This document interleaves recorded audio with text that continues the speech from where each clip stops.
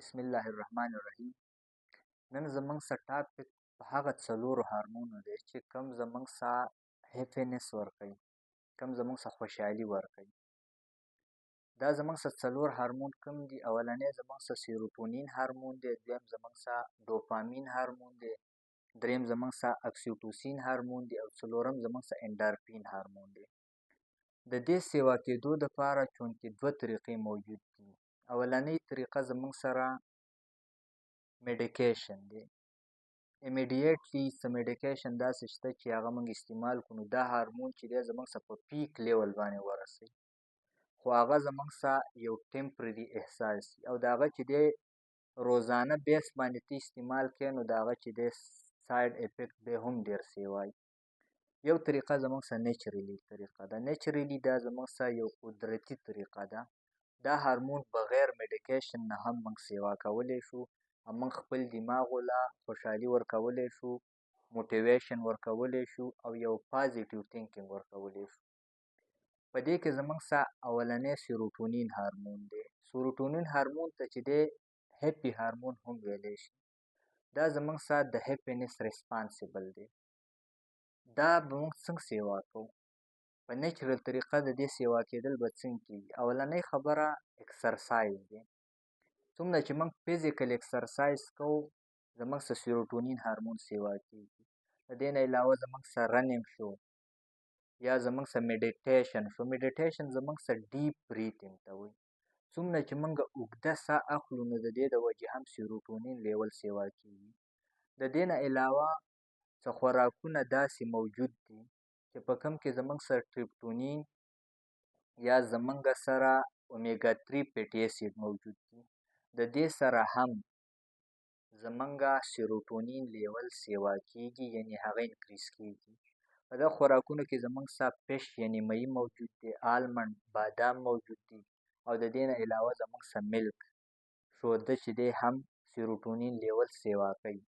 دویم زموږ سره ډوپامین دی. ډوپامین ته چې دی دویم نوم فیل ګوډ هارمون هم وایي.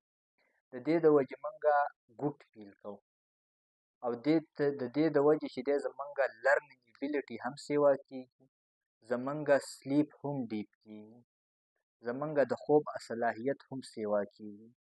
دا به په کومو طریقو باندې موږ سیوا کوو؟ اولنۍ طریقه د ګوډ سلیپ. څومره چې سلیپ ډیپ وي، څومره ریلیکس سلیپ وي، د هغه د وجې زموږ سره ډوپامین لیول سیوا وي. د دې نه علاوه زموږ سره هغه اکټیویټي یا هغه خوراکونه چې هغه زموږ فیورټ وي، د هغه بار بار کولو سره هم ډوپامین لیول سیوا کېږي.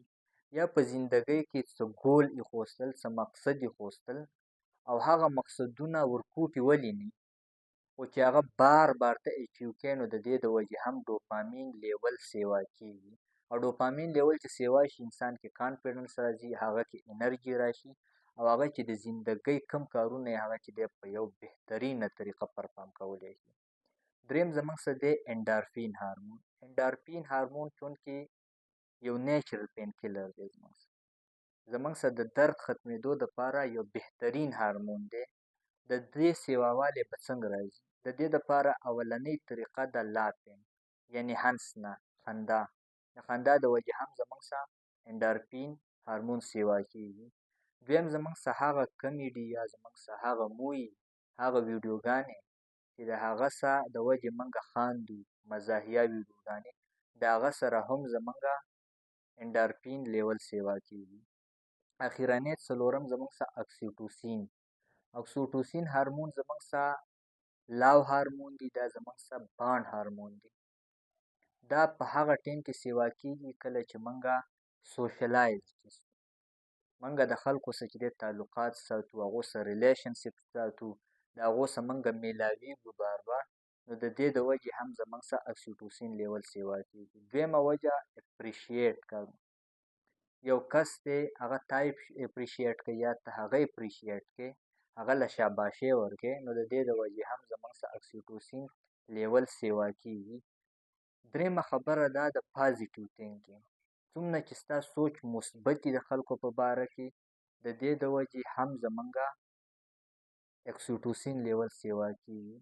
یا زموږ همدردي موږ چې د خلکو څه څومره همدردي کوو، د هغو مدد کوو، د دې د وجې هم زموږ څه اکسیټوسین لیول سیوا کېږي او اخره کې زموږ څه یو کور کې ماشومان دي، د ماشومانو سره چې دی لوبې کول، د هغو سره چې دی ټایم سپینډ کول، د دې سره هم اکسیټوسین لیول سیوا کېږي. دا څلور هغه هارمون دي خو د دې چېرته روزانه بیس باندې اکسرسایز وشي او دا خبرې په خپله زندګۍ کې راشي د انسان، نو کافي مسلې هغه د انزایټي په شکل کې، هغه د ډپریشن په شکل کې، هغه زموږ څه چې دی څومره چې زموږ مایند ډسارډر دي، هغه د هارمونو ډسارډر دي، هغه کې کافي فرق راتلی شي.